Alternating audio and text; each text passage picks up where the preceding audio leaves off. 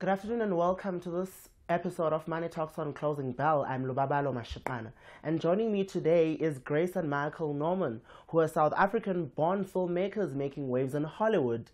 Welcome. Thank you. Just the journey from the beginning, from South Africa straight up to Hollywood. We started off, doing basic shows and, in the industry. Then we moved to building recording studios. And then we found passion in the film industry, or film business, as we always say it.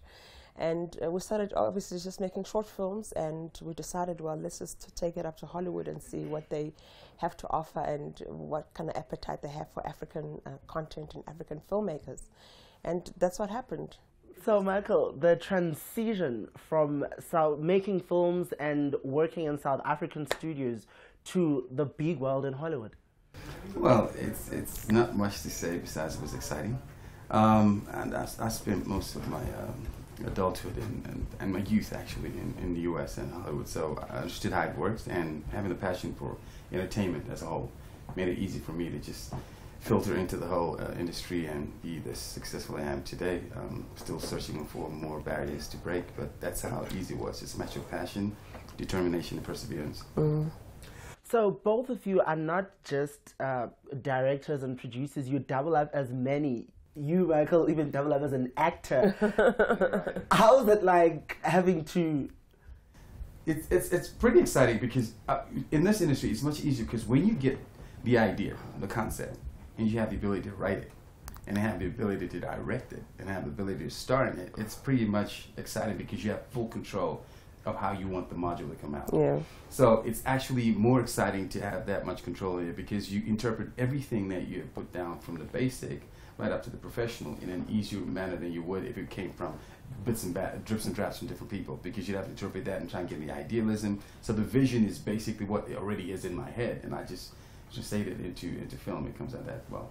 As a young woman, Grace, coming from South Africa to Hollywood, how has it been gelling in as a young South African woman? Well, Hollywood or the US does accommodate new artists, new, just something that's fresh out in the market.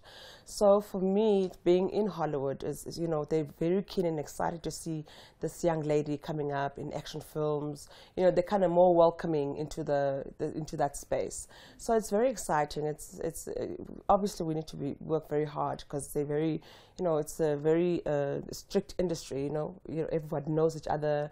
So to break in is also you have to show that you are credible, and your work obviously shows.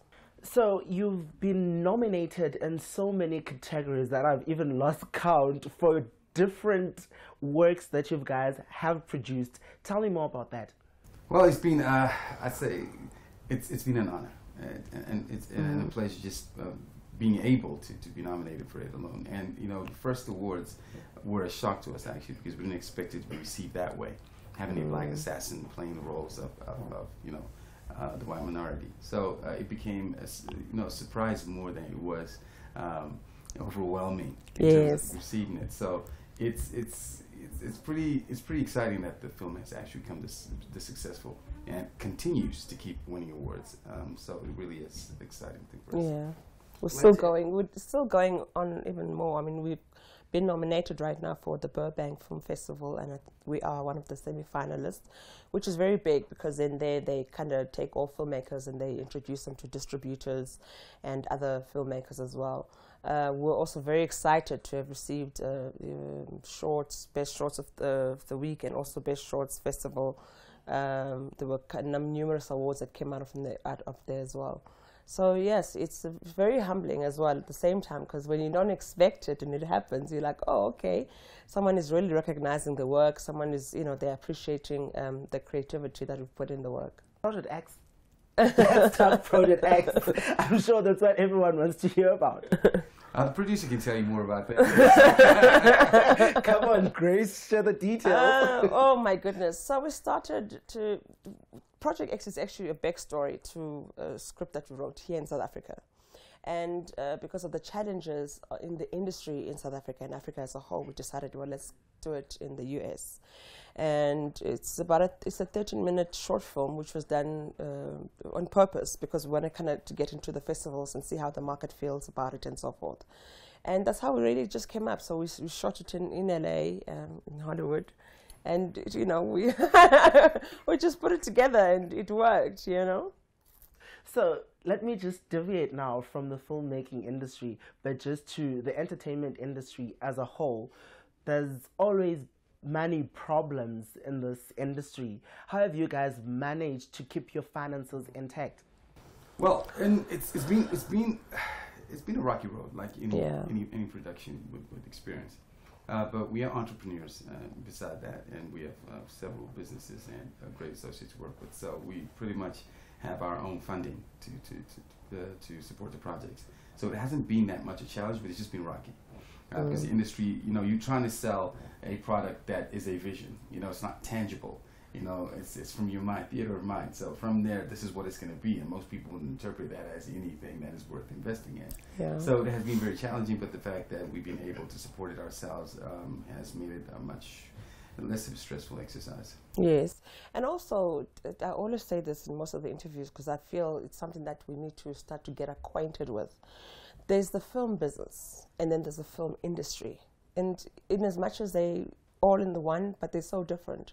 And as entrepreneurs with Michael, we are in the film business, so it's easier even when you speak to investors. They don't just look at, here's a script, this is what we're doing. They look at the bigger picture. Okay, this is what we're bringing to Hollywood. This is what we're bringing to the market. This is who we are. This is, you know, the complete picture. And it's easier for them also to kind of bite into what we're trying to do, the future and the vision forward. What would you say are as young entrepreneurs, are the worst decisions that you've ever taken with your money? Not having done this earlier. That's true. That's very true. We should have started here. Oh my goodness. Yeah, we went around. And what advice would you give to young aspiring filmmakers and young entrepreneurs who are trying to get to where you are? I'd be blunt about it. I'd say get out of your stereotype mind. Yeah. The only reason that most South African filmmakers are not becoming successful is because they're so stuck in the past. I mean, everybody believes that to be a filmmaker, you should be in apartheid mentality. It should be about the you know, political issues, and they don't move from that. Yeah. And yet we have like a large batch of youth that have different ideas and different angles of narratives, you know, different things that they're interested in, but they're all stuck in, let's do it this way because the industry started that way in South Africa, so you must stay that way. I mean, I truly am against the fact that South Africa only operates in rom-coms, documentaries, because if you look, South Africa is over 78% audience in regards to international action films. So how can you have 78% loving action films from South Africa, but they say they don't understand action films? It's pretty, it's contradicting. So I would say, if you have a passion to make any genre of film, do it, despite what the industry in South Africa is telling you to do, because you're stuck in there and you'll never be successful because you're doing what you are not interested in doing. Yeah, let's think outside the box. Let's see the bigger vision. This is $1 billion industry internationally. So let's make a film for R1 million, if that's where we want to start. But let's think forward. Let's say, well, if I'd like my million to be 5 million. You know, those are the parameters that we put in. And then also look at the production, the kind of equipment we use, the kind of actors we use, you know. Come out of South Africa, look into Africa. There's many other people that are out there that are looking, you know, to give new faces into the industry. So yes, definitely, come out of the comfort zone. Let's come up with fresh ideas, something new, you know, fresh content. I know for sure that Africa as a whole, if we as South Africans and Africans can watch international films and, you know, and box office, I'm sure we can also produce stuff like that that can, you know, take us that far. So just, we need to get out of our seats and get out of the comfortable zones. As we wrap, just briefly, what other movies or other projects should we expect from you? I know last year you did one with the likes of Zweli Dube and Senzo Khadebe and the others. How far are we with that, and what should we expect? We are actually in a pre-production of a feature film right now and a TV series of the same concept. So we are busy with that right now. It's going to film here, and we're going to shoot it also in the U.S. So it's going to be it's a high budget feature film. So that's what it is. The same assassin, telling you more of his backstory, how he got to start becoming this assassin, how he got his jobs, his contracts, and how everything built from A to Z. So that's basically what we're working on right now, and we are guaranteeing it is going to be a blockbuster. Well, definitely we'll be on the lookout for that. And thank you so much. That was Michael and Grace Norman, who are filmmakers making waves in Hollywood.